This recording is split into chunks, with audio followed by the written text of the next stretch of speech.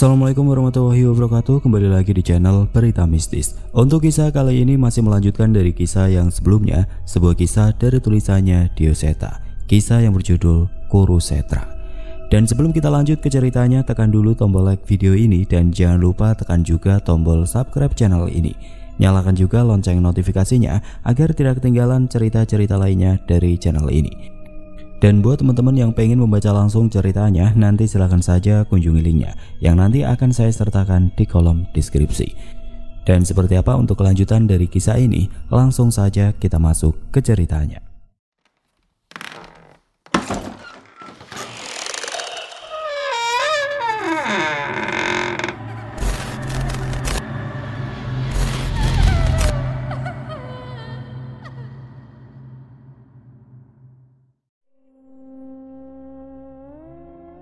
Tanah itu menyaksikan semua. Ia merekam setiap hal yang terjadi di sebuah perang yang mengorbankan ratusan nyawa, menjatuhkan raja dari kekuasaannya, menggetarkan dunia para Batara.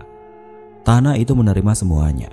Darah yang menjadi kubangan dan menyatu dengannya, daging dan tulang yang merasuk menjadi bagian darinya, hingga kutukan-kutukan maha dahsyat yang membinasakan banyak makhluk. Manusia, roh, dedemit, raksasa, wanara, dan berbagai ras di alam ini mengambil perannya sendiri di peperangan itu.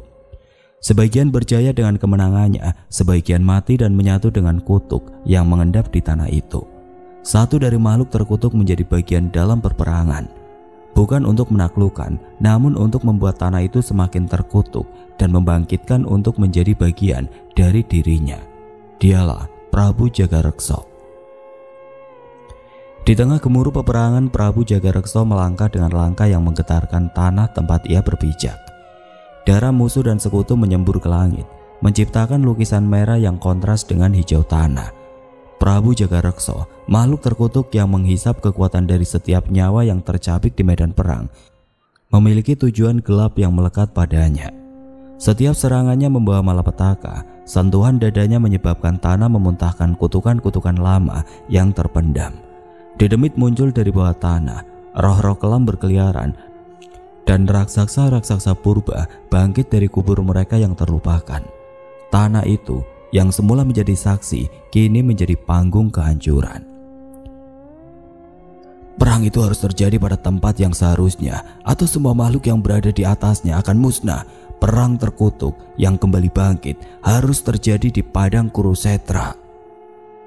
Di dalam sebuah gua, Pak Lek menyalakan api dari geni para lokanya untuk membaca setiap ukiran-ukiran dalam aksara Jawa yang terukir di dinding-dinding gua itu. Gua itu tidak seterpencil yang ia kira, namun siapapun yang pernah memasukinya tidak akan bisa melihat ukiran yang hanya mampu terlihat dengan api-api gaib seperti geni para loka miliknya.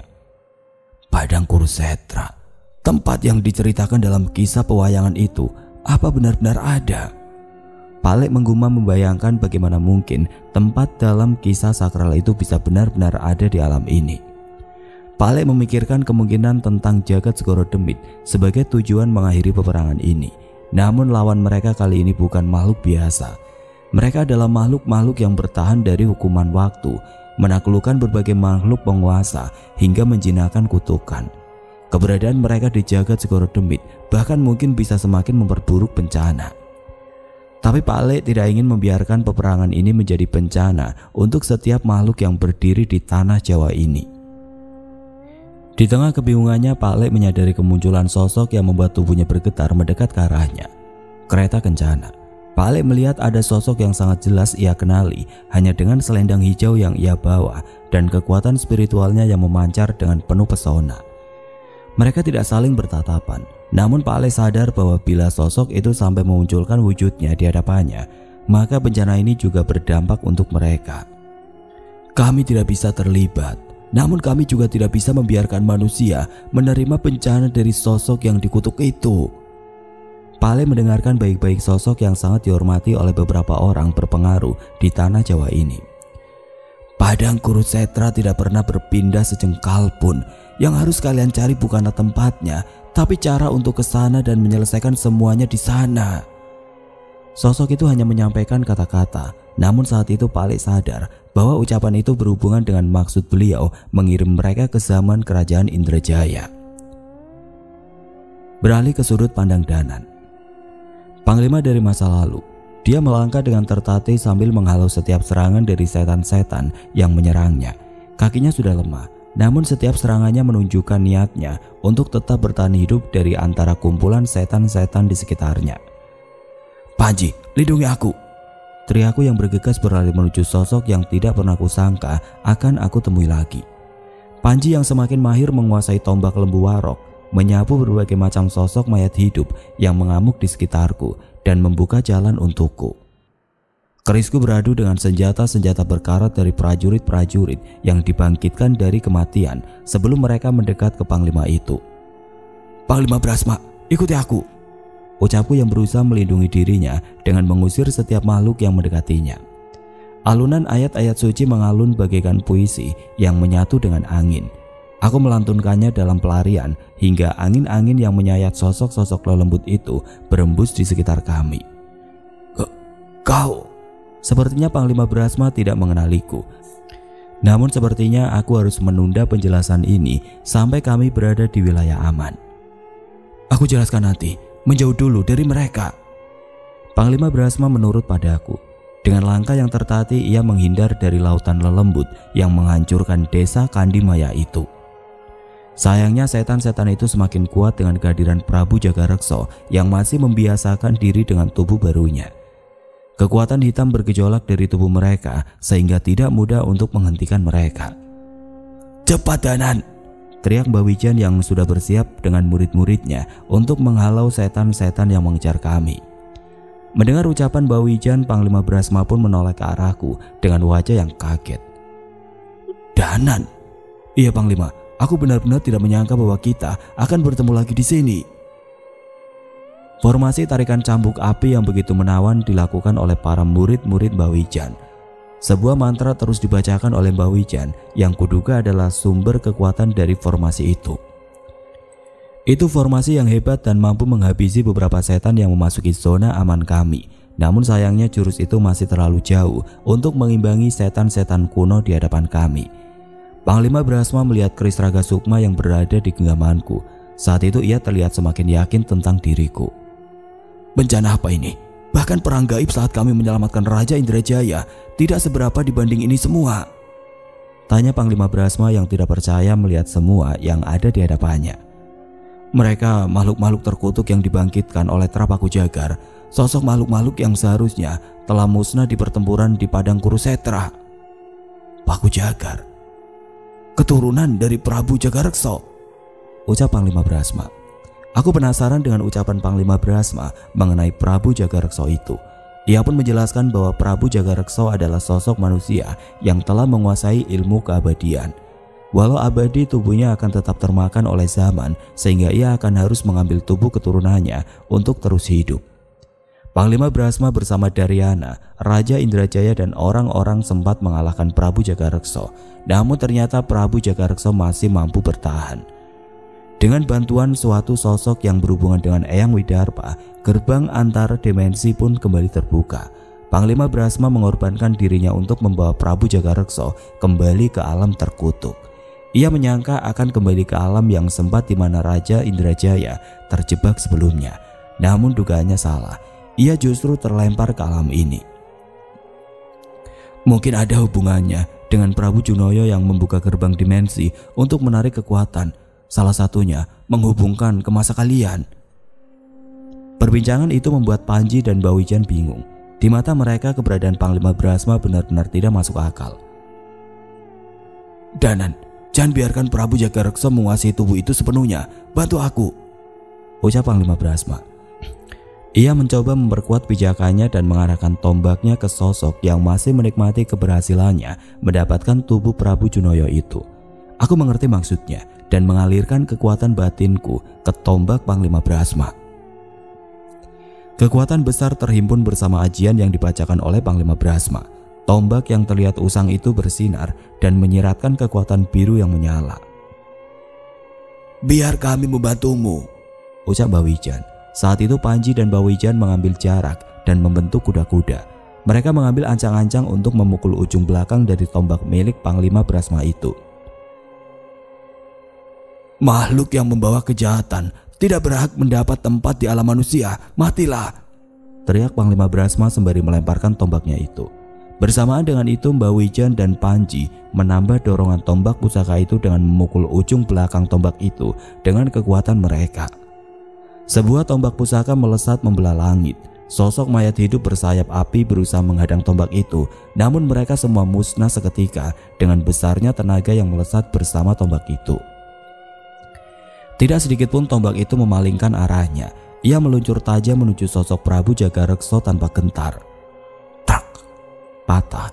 Tombak pusaka yang diselimuti kekuatan itu patah begitu saja dan remuk sebelum sempat menyentuh Prabu Jagareksa. Tidak mungkin. Mbak Wijan tidak percaya dengan apa yang ia lihat. "Tombakku salah satu pusaka kerajaan, tidak mungkin hancur begitu saja." Wajah Panglima Brahma terlihat pucat menyadari kenyataan itu. Tidak berbeda jauh denganku.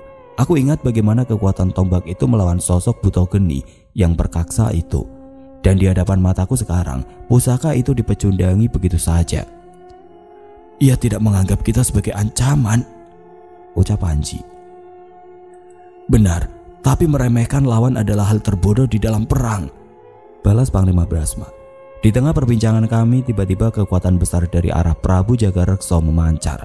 Kekuatan itu benar-benar menekan kami hingga tidak mampu untuk berdiri. "Kau tidak usah memperdulikan mereka, Jagareksa. Biar pengikut kita saja yang membereskan mereka," ucap Ratu Tanusedo. "Tidak, aku sedang kesal. Aku harus membalas sendiri apa yang Panglima sialan itu lakukan kepadaku sebelum sampai ke zaman ini." Makhluk itu pun mulai menatap ke arah kami, tepatnya ke arah Mas Brahma. Aku pun berusaha berdiri di hadapannya dan mengambil posisi untuk melindunginya. Dar! Kekuatan hitam dari Prabu Jagareksa kembali memancar, namun aku tetap tidak ingin takluk pada setan terkutuk sepertinya.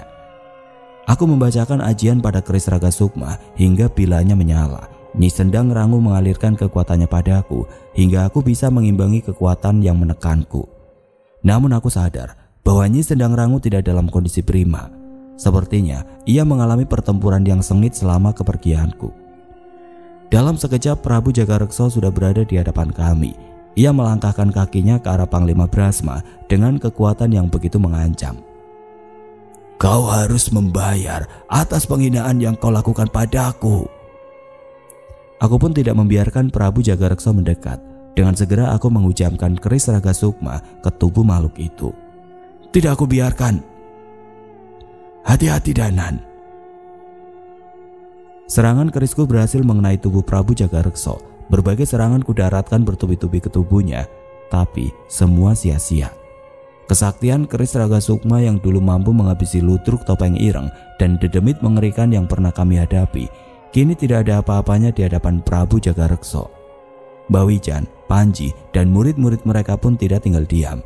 Mereka menyusul dengan mengerahkan berbagai serangan dengan pusaka mereka masing-masing. Namun hasilnya tetap sama, bahkan pusaka tombak Lembu Warok pun tidak berkutik. Tanpa ada yang bisa menghalanginya, Prabu Jagareksa pun mencengkram leher Panglima Brahma, seolah sudah siap untuk meremukkan tulang-tulangnya.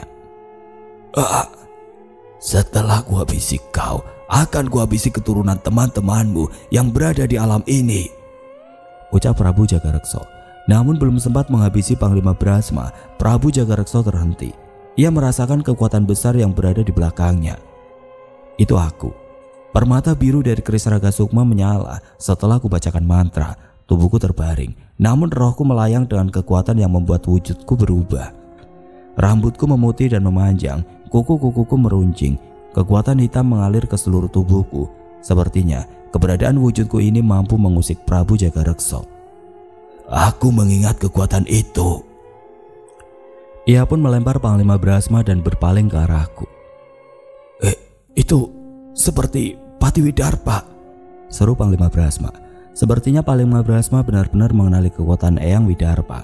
Entah berapa lama aku bisa mempertahankan kesadaranku dalam wujud ini. Ajian Segoro Demit milik Eyang yang dapat kupinjam dengan permata biru itu bisa merenggut kesadaranku kapan saja. "Danan, jangan gegabah," Nyi Sendang Rangu mengingatkan. Tapi aku tidak punya pilihan. Prabu Jagareksa bisa membunuh kami kapan saja. Jauhkan yang lain dariku, Nyi. Pintaku pada Nyi Sedang Rangu. Ia mengangguk merasa tidak ada pilihan lain. Ia pun melebarkan selendangnya dan mengarahkan Bawijan, Panglima Brahma dan yang lainnya menjauh dariku. Tepat saat aku menutup mata, tubuhku memaksaku untuk bergerak melesat, menyerang segala makhluk yang ada di sekitarku. Dalam sekejap darah dari setan-setan yang dibangkitkan oleh Trapaku Jagar itu telah membasahi bilah kerisku. Tiba saat amukan ini melesat ke tubuh Prabu Jagareksa. Kali ini ia tidak meremehkan seranganku. Ia menghindar dengan cepat dan menangkis bilah kerisku dengan telapak-telapak tangan yang begitu keras. Lebih dalam, ucapku sambil terus menyelam merasuk mengorbankan kesadaranku untuk serangan ini. Sengit, begitu sengit pertarungan yang terjadi di antara kami. Bagaimana kau bisa mendapatkan kekuatan seperti ini? Aku tidak menjawab. Tepatnya aku tidak bisa menjawab. Sebaliknya, seranganku semakin tajam dan menembus pertahanan Prabu Jagareksa. Bilah kerisku pun menyentuh tubuhnya, namun tetap saja keris Raga Sukma tidak mampu menembusnya. Namun ajian ini terus memaksaku menyerangnya bertubi-tubi ke titik yang sama hingga sebuah luka terbentuk di dadanya. Brak! Sebuah pukulan mementalkanku. Aku terluka. Prabu Jagareksa tidak percaya dengan apa yang terjadi pada tubuhnya. Aku yang sudah termakan emosi dari ajian Segoro Demit pun melesat kembali membalas pukulan itu. Namun kali ini Prabu Jagareksa mulai terlihat serius. Kau berbahaya jika dibiarkan hidup. Brak! Kali ini Prabu Jagareksa menyerangku bertubi-tubi. Tubuhku yang dikuasai kekuatan ajian Segoro Demit pun menahan setiap serangannya dengan refleks. Sayangnya, walau aku bisa menebak serangannya, tenaganya terlalu kuat hingga membuat tubuhku menjadi bulan-bulanannya. Sudah Danan, sudah. Ada alasanku tidak bisa berhenti. Yang pertama karena ajian Segoro Demit ini mulai mengambil alih kesadaranku, dan yang terpenting jikapun aku bisa berhenti, Panglima Brahma dan yang lain akan menjadi sasaran Prabu Jagareksa. Sekali lagi tubuhku terpental, namun walaupun dengan banyaknya tulang yang retak di tubuhku, aku tetap berdiri dengan aliran kekuatan yang meluap menyangga tubuhku. Pergi Danan! Teriak Bawijan yang meninggalkan posisinya bersama Panji untuk menolongku. Jangan! Aku mencoba menahan mereka untuk mendekat. Biar bagaimanapun jika ada satu pun dari mereka yang bisa menahan serangan Prabu Jagareksa, namun mereka tidak menggubrisnya. Sudah Mas Danan, sudah!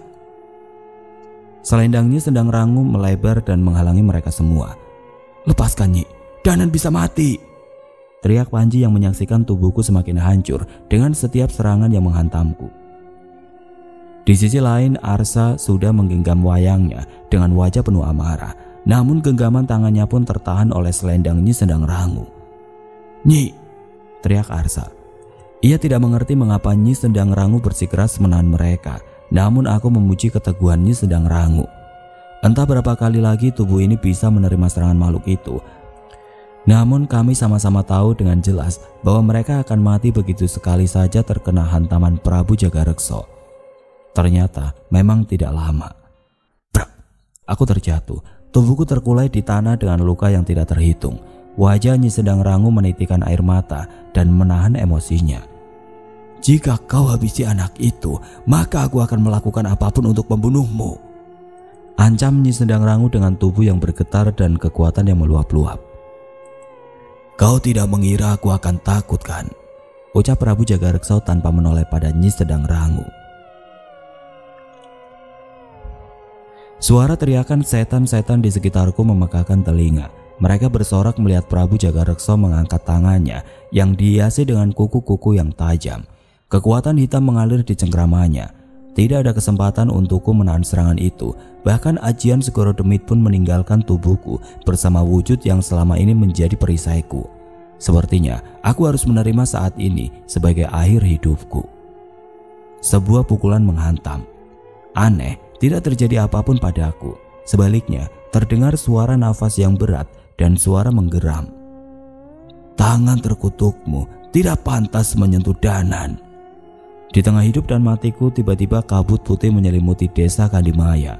Bayangan seekor kera raksasa terpantul dari kabut itu bersama seorang pemuda yang menahan pukulan Prabu Jagareksa dengan satu tangannya. Itu Cahyo. Ia menyatu dengan Wanasura, bukan seperti biasanya. Kekuatannya meluap-luap penuh dengan amarah. "Kamu telah nekat, Nan. Tubuhmu hancur dengan luka seperti ini. Keris sukma geni pun tidak bisa memulihkanmu sepenuhnya." Terdengar suara Pak Le bersama tetesan api yang merasuk ke tubuhku. Perlahan tapi pasti, kekuatan api putih dari keris sukma geni memulihkan tubuhku secara perlahan. Tapi benar ucapan Pak Le, rasa sakit masih tersisa. Walau begitu, setidaknya aku masih bersyukur diberi kesempatan untuk hidup. "Kurang ajar," Prabu Jagareksa geram. Ia menarik tangannya dan bersiap menghantam Cahyo dengan kekuatan yang mematikan. Cahyo tahu bahwa ia tidak bisa menahan serangan itu begitu saja dan memilih untuk melompat dan membantuku untuk berdiri dan mundur. "Terlambat sedikit, kamu harus cariin kain kafan, Jul," ucapku pada Cahyo. "Gak lucu. Kalau mau bercanda, cari guyonan lain." Kami pun berlari menghampiri Nyi Sedang Rangu dan yang lain. Pak Le dan Cahyo kaget melihat keberadaan Panglima Brasma. "Kalian pasti Pak Le dan Cahyo?" tanya Panglima Brasma. "Kok bisa?" tanya Cahyo yang terlihat bingung. "Panglima Brasma mengorbankan dirinya untuk membawa Prabu Jagareksa ke dimensi terkutuk bersama dirinya. Tapi ilmu Prabu Junoyo justru membuat leluhur Paku Jagar itu terbawa ke alam ini bersama Panglima Brasma." Menyadari keberadaan Cahyo yang tidak bisa diremehkan, Prabu Jagareksa menoleh ke arah kami dan memutuskan untuk menghabisi kami. "Jangan mengotori tubuhmu dengan darah makhluk rendah seperti mereka," ucap Ranu Tanusedo. Ia pun melesat dengan berbagai makhluk yang berterbangan mengikuti sosoknya. Tapi saat itu tiba-tiba Nyi Sedang Rangu juga melesat dan menghadang Ratu Trapaku Jagar itu. "Oh, kukira kau hanya akan menjadi pengecut di sana," ucap Ranu Tanusedo. "Aku hanya gentar dengan Jagareksa, bukan kepadamu," balas Nyi Sedang Rangu. Mendengar ucapan itu, Ratu Tanusedo merasa terhina. Ia memerintahkan raksasa-raksasa di belakangnya untuk menghancurkan tempat ini. "Habisi!" Nyi Dursada dan sosok raksasa yang terselimuti api mulai bergerak dan melangkah menghancurkan rumah-rumah kayu di desa Kandi Maya ke arah kami. Aku sedikit tidak asing dengan sosok raksasa yang terselimuti api itu. Wujudnya sekilas menyerupai Buto Geni yang sempat kami lawan saat menolong Panglima Brasma di zaman Kerajaan Indrajaya. Dan sosok raksasa wanita bernama Nyi Dursada itu, kekuatannya terasa begitu mengerikan. Terlebih, pusaka-pusaka ia kenakan bukanlah benda-benda yang biasa. Mereka berdua tidak seperti raksasa-raksasa yang pernah kami lawan. "Nan, masih kuat kan?" tanya Cahyo. "Mau bilang gak kuat juga kamu gak bakal terima kan?" "Jelas." Tapi belum sempat mereka mencapai kami, tiba-tiba sebuah benda yang begitu besar jatuh menghadang mereka dari arah Bukit Batu. Benda itu bergerak dan suara tawa yang cukup berat dan aneh terdengar dari arahnya. Suara itu terdengar dari sosok yang menggendong sebuah kendi dan berusaha untuk berdiri itu. "Buto Kendil?" Aku cukup senang melihat sosok sang penjaga Bukit Batu, penerus Buto Lireng itu. Ia menoleh padaku sambil tertawa tanpa peduli kedua raksasa yang mendekat ke arahnya. Ya, dia memang bukan raksasa petarung seperti Buto Lireng. Namun aku mulai takjub ketika ia memutar-mutar kendilnya dan mengeluarkan batu-batu yang membesar setelah keluar dari kendi di punggungnya itu. Kedua batu itu menimpa Buto Geni dan Nyi Dursada hingga mereka kesulitan untuk berdiri. "Buto Kendil, kemari!" teriakku yang membuatnya segera berlari menjauh dari kedua raksasa itu. Tanah bergetar dengan gerakannya. Namun kami pun tidak akan membiarkannya bertarung sendiri. Ratu Tanusedo semakin geram. Ia memerintahkan pasukan-pasukan demitnya untuk menyerang kami. Saat itu seketika bola api besar terbang di langit menghantam setan berwujud gumpalan tubuh manusia, pengikut Ratu Tanusedo. Tidak hanya itu, sosok Ki Maesa Ombo, Bajiwo, Guntur, Dirga dan Nyai Jambrong muncul dari kabut itu secara serentak. Tubuh mereka penuh dengan bekas luka. "Maafkan, kami terlambat." Mbok Sar tiba-tiba muncul dari balik kabut di dekatku. Disusul Mas Jagat yang juga terlihat kelelahan membawa mereka semua ke desa ini. Tidak hanya mereka, bahkan tawa Nyai Kunti dan aura keberadaan pusaka Linus juga terasa di dekat kami. "Berapa banyak yang kau bawa?" tanyaku pada Mas Jagat. "Sebanyak yang ku bisa," ucapnya sambil terengah-engah. Kini aku melihat sedikit harapan. Ratu Tanusedo menghampiri Prabu Jagareksa Tidak menyangka dengan apa yang mereka lihat, namun mereka tidak gentar. Ia mengumpulkan raksasa, siluman, dan seluruh pasukan setan di belakangnya, seolah menunjukkan seberapa mengerikannya kekuatan mereka. Namun kami pun tidak gentar. Pendekar jagat Segoro Demit sudah berkumpul di desa Kandimaya. Kami pernah mengalahkan setan-setan dari kerajaan Demit di Setra Gandamait. Maka seharusnya tidak ada yang mustahil di pertarungan kali ini. Mas Linus, sepertinya aku membutuhkan pusakamu. Kau yakin akan menggunakan itu lagi? Tanya Linus yang tiba-tiba tubuhnya diambil alih oleh kesadaran itu. Mungkin akan aku lakukan jika terdesak. Aku memilih bertarung menenangkan Wanasura dibanding harus mati di tangan setan itu. Mas Linus pun menyerahkan pusakanya pada Cahyo. Ia bersama Mas Linggar mengambil posisi yang aman sambil memantau pergerakan Nyai Kunti yang sepertinya sudah tidak sabar untuk mengamuk. Ternyata alam ini tidak membosankan. Habisi mereka, ratuku. Baik Prabu, kau hanya perlu menyaksikan kematian mereka, balas Ratu Tanusedo. Bahkan walau dengan semua dari kami pun Prabu Jagareksa masih meremehkan kami. Ia melayang meninggalkan medan perang dan menonton kami dari kejauhan. Ia benar-benar tidak menganggap kekuatan kami sebagai ancaman untuknya. Sialnya, mungkin saja perkiraannya benar.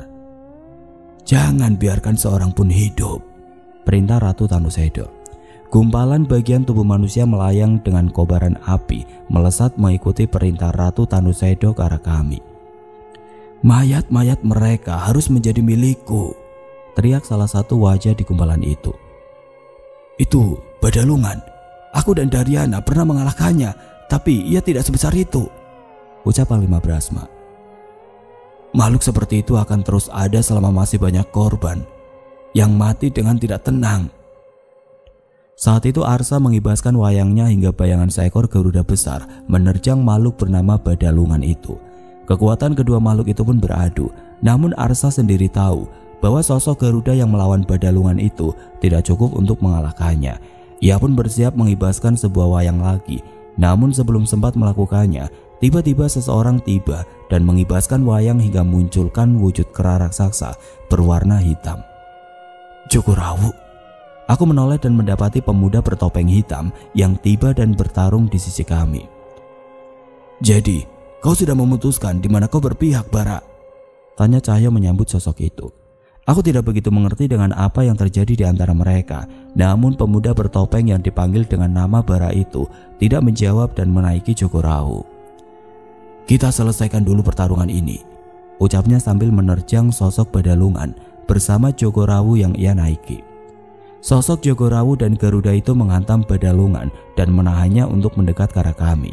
Tapi saat itu, anehnya, Ratu Tanusedo justru tersenyum melihat Bara. Kau sudah mengambil keputusan bodoh. Saat itu matanya menoleh ke arah Jogorawu dan seketika juga kera hitam raksasa itu mengambil tubuh Bara dari punggungnya dan membantingnya ke tanah. Bara terbanting dengan darah bermuncratan dari mulutnya. Topengnya pecah dan terlepas begitu saja. Bara! Cahyo berlari menghampirinya dan aku melesatkan ajian lebur saketi yang sengaja menghantam Jogorawu menjauh. Di tengah keributan itu Nyai Jambrong bersama Guntur dan Dirga melesat menghindari setan-setan itu menuju Prabu Jagareksa. Jangan, dia terlalu kuat. Pusaka Panglima Brasma pun tidak mampu menyentuhnya. Aku memperingatkan mereka. Tenang, kami tidak gegabah. Bocah ini masih memiliki urusan dengan setan itu, ucap Nyai Jambrong yang mengarahkan Dirga. Entah apa rencana mereka, tapi mengetahui Nyai Jambrong bersama Dirga dan Guntur, mungkin aku bisa mempercayakan keputusan mereka. Benar saja, dengan dorongan tenaga dari Nyai Jambrong, jurus Guntur mengalirkan kilat pada pukulan yang ia lancarkan pada Prabu Jagareksa. Dan pecahan keris Dasa Sukma Dirga melesat menggores wajah makhluk yang mengaku abadi itu. Sepertinya mereka bertiga memiliki rencana. Keris Dasa Sukma. Prabu Jagareksa mengambil keris serupa dari pinggangnya dan mencabutnya. Sepertinya kalian bisa menjadi korbanku mencoba keris yang direbut oleh keturunanku ini. Hal yang mengagetkan justru terjadi saat aku berbalik. Trak. Topeng Bara pecah. Cahyo membantu Bara untuk berdiri dan aku melihat jelas siapa wajah di balik topeng hitam yang pecah itu selama ini. Cahyo, itu wajah Cahyo. Kenapa kalian begitu mirip? Berbeda dengan Pak Le, ia tidak menyangkanya, namun ia seolah merasakan mengenai hal ini. Pengkhianat, teriak Bara kepada Jogorawu dan kembali mengibaskan wayangnya. Saat itu Jogorawu mengaum seolah tidak peduli dengan Bara yang selama ini bersama dengannya. Jogorawu terlahir dari kekuatan hitam, tentu saja ia menyadari siapa sekutu sebenarnya, ucap Ratu Tanusedo tersenyum begitu mendapatkan kesetiaan Jogorawu. Seolah ingin membuktikan kesetiaannya, Jogorawu pun menghantamkan pukulannya sekuat tenaga ke arah Bara. Namun Cahyo berdiri dan berlari ke arah Jogorawu. Tanpa Bara, kau sudah musnah sejak dulu, ucap Cahyo yang meminjam kekuatan Wanasura dengan melompat melalui atap rumah dan menghantamkan pukulan tepat di dahi Jogorawu. Brak! Wanasura, sekali lagi. Kali ini Cahyo menggabungkan kedua tangannya dan membanting kepalanya ke tubuh Jogorawu. Kera raksasa hitam itu terjatuh terbanting dengan serangan Cahyo hingga tanah di desa Kandimaya bergetar. Jogorawu mencoba untuk berdiri, namun serangan Cahyo membuatnya tidak berkutik. Kau bukan lagi bagian dari peperangan ini. Cahyo berpaling meninggalkan sosok kera hitam yang perlahan kehilangan daya hidupnya itu. Ia ingin kembali berdiri dengan menyerap kekuatan dari Ratu Tanusedo, namun ia gagal. Tanpa pondasi jiwa dari inangnya, Bara, ia tidak bisa bertahan di alam ini. Semudah itu. Bara heran melihat kejadian di hadapannya. Kenapa tidak kau lakukan saat melawanku? Wanasura aku temukan saat kondisi mengamuk dan dikuasai amarah. Aku sempat berharap Jogorawu mungkin bisa berubah seperti Wanasura saat memiliki kawan, balas Cahyo sambil mengulurkan tangannya pada Bara. Namun Bara menampik tangan Cahyo dan berusaha berdiri dengan usahanya sendiri. Lalu apa? Sekarang tanpa Jogorawu, kalian pasti menganggapku sebagai pecundang kan? Pecundang? Aku melangkah dan mengambil posisi bertarung menggantikan Bara. Tidak mungkin kami mengeluarkan kata itu pada seseorang yang membuang segalanya demi mencari kebenaran. Kali ini Cahyo mengikat sarungnya erat-erat. Pertarungan sebenarnya baru akan dimulai. Sepertinya tidak ada gunanya lagi aku di tempat ini. Ingatlah lagi perjalanan yang telah kau lakukan. Pasti ada rencana Tuhan yang bisa kau pegang saat kau kembali ke jalannya. Lagi pula, biar bagaimanapun, kau tetaplah Cahyo. Aku menoleh pada Cahyo sejenak. Ia mengangguk sebagai pertanda untuk kami melesat lagi ke medan perang. Wanasura! Teriakan Cahyo beradu dengan raungan kera raksasa yang bersemayam pada dirinya. Pukulan yang memusnahkan Jogorawu itu menghantam Badalungan hingga sebagian tubuhnya tercerai-berai. Sayangnya itu bukan masalah besar untuk makhluk itu. Justru sebaliknya, anggota tubuh korban-korban yang menggumpal itu menarik lengan Cahyo seolah memaksanya menjadi bagian dari dirinya. Jangan bercanda! Cahyo meronta dan melepaskan cengkeraman-cengkeraman itu. Dari beberapa sisi aku melemparkan kilatan-kilatan keris Raga Sukma menembus wujud itu. Aku yakin pasti sosok itu menyembunyikan kelemahannya di balik gumpalan daging manusia itu. Tidak ada ceritanya seorang manusia bisa mengalahkan dewa seperti kami, teriak wajah wanita di antara tubuh Badalungan itu. Dewa? Kasihan mereka kalau disamakan dengan gumpalan bangkai sepertimu.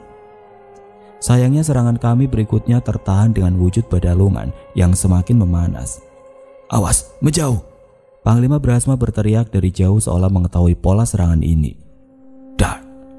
Sebagian tubuh Badalungan meledak dan menyebabkan hujan daging dan anggota tubuh di tempat ini. Kami sempat menghindar setelah peringatan Panglima Brahma. Menjauh dari bagian tubuh itu! Benar saja, bagian tubuh yang menghujani desa Kandimaya tiba-tiba bergerak dan merayap mengikuti kami. Sial, ini menjijikan.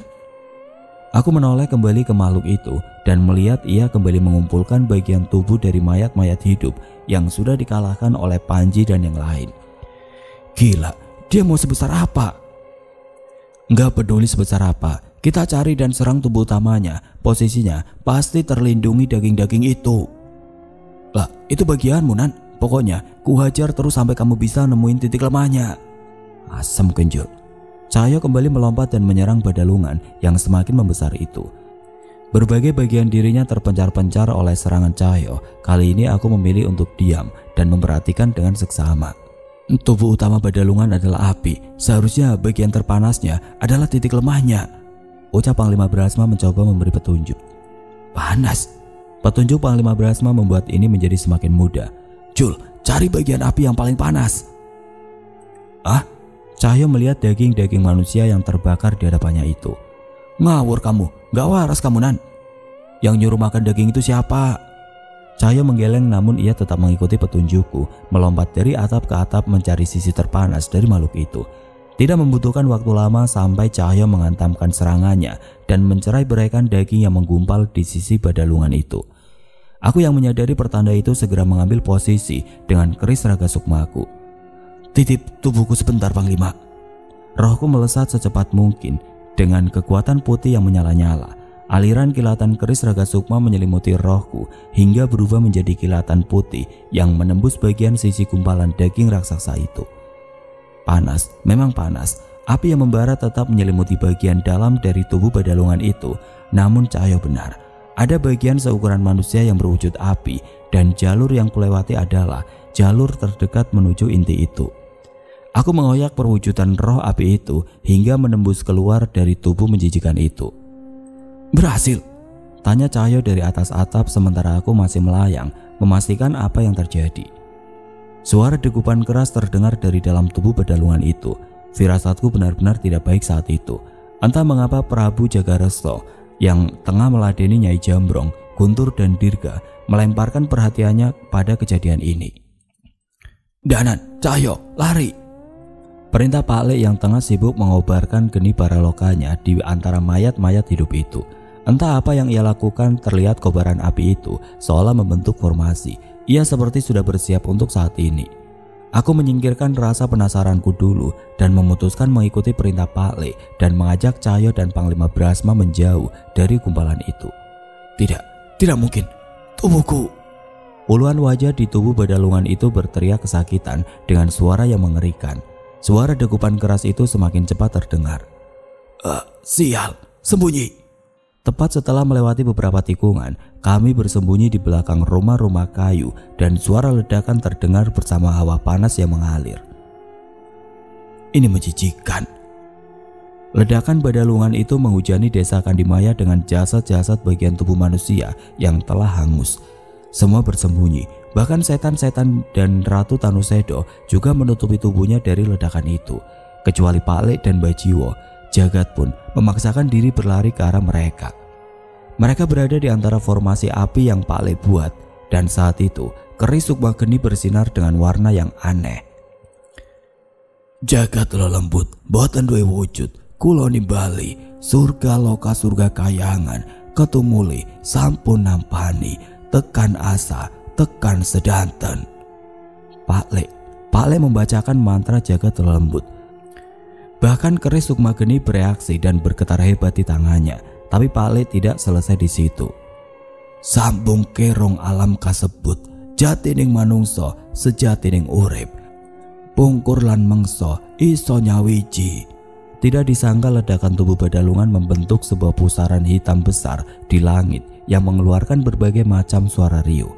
Api di sekitar Pak Le menyala dan mati, membentuk sebuah putaran bagai jam yang menunjukkan perpindahan waktu. Api itu melayang mengitari gelombang hitam dari ledakan badalungan seolah mengendalikannya.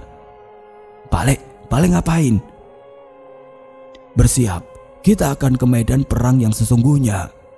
Aku cukup bingung, namun ia sedang rangu melesat ke arahku. Ada sebuah goa yang dindingnya terukir ramalan tentang bencana ini. Sepertinya Pak Le sudah mendapatkan petunjuk untuk menuntaskan pertarungan ini.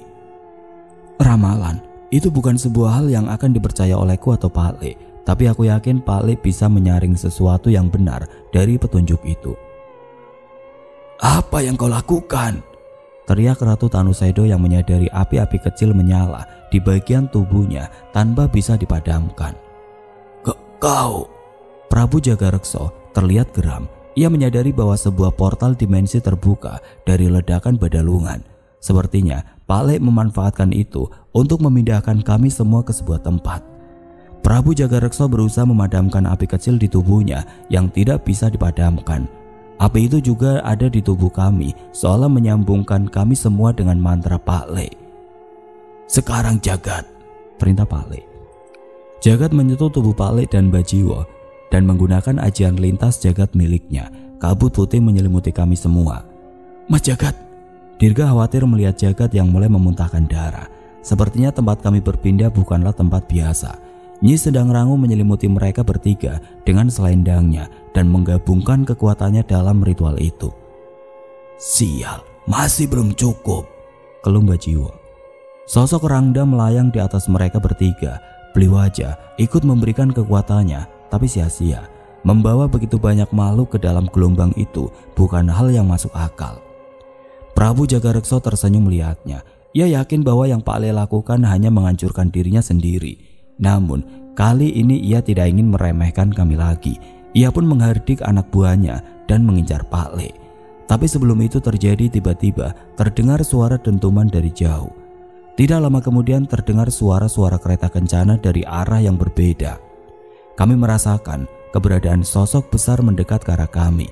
Hal itu seketika membuat Prabu Jagareksa cemas. Kalian tidak diizinkan untuk mencampuri urusan manusia dan kami," tahan Prabu Jagareksa. "Tenang saja, aku tidak akan mencampuri pertarungan kalian." Terdengar suara perempuan yang anggun dari kereta kencana yang tertutup kabut laut itu. "Tidak mencampuri bukan berarti membiarkan tanah ini hancur oleh pertarungan kalian." Kali ini suara itu terdengar sosok raksasa yang mendekat dari arah Gunung Merapi. Tidak ada yang melihat wujudnya dengan jelas, namun sebuah kekuatan mengalir ke formasi ritual Pak Le dan membuat gelombang energi itu menyedot kami semua. "Waktu kalian hanya 1 malam, gunakan sebaik-baiknya," ucap sosok di dalam kereta kencana itu. Saat itu pertama kalinya aku melihat Nyi Sendang Rangu begitu hormat pada satu sosok. Ia hanya menunduk saat menghadap ke sosok itu. "Kutitipkan mereka, Rahayu," ucap sosok itu dan dibalas dengan anggukan hormat oleh Nyi Sendang Rangu. Seketika kami semua kehilangan keseimbangan. Sebuah pusaran besar mengangkat kami ke medan energi yang kuat. Api Pak Le menjaga keberadaan kami dan kabut Mas Jagat membuat kami melintas dengan getaran yang masih mampu kami hadapi. Sialnya, itu saja tidak cukup. Setan-setan yang memiliki kemampuan untuk melayang mencari kesempatan untuk menghabisi kami di tengah gelombang ini. Aku pun memisahkan rohku dan menghadapi mereka bersama Nyi Sendang Rangu dan Beli Wajah. "Jangan lengah, jaga kesadaran kalian," teriak Pak Le. Sementara itu Prabu Jagareksa yang kesal melayang sambil menyemburkan bola api hitam yang begitu panas dari mulutnya kepada kami.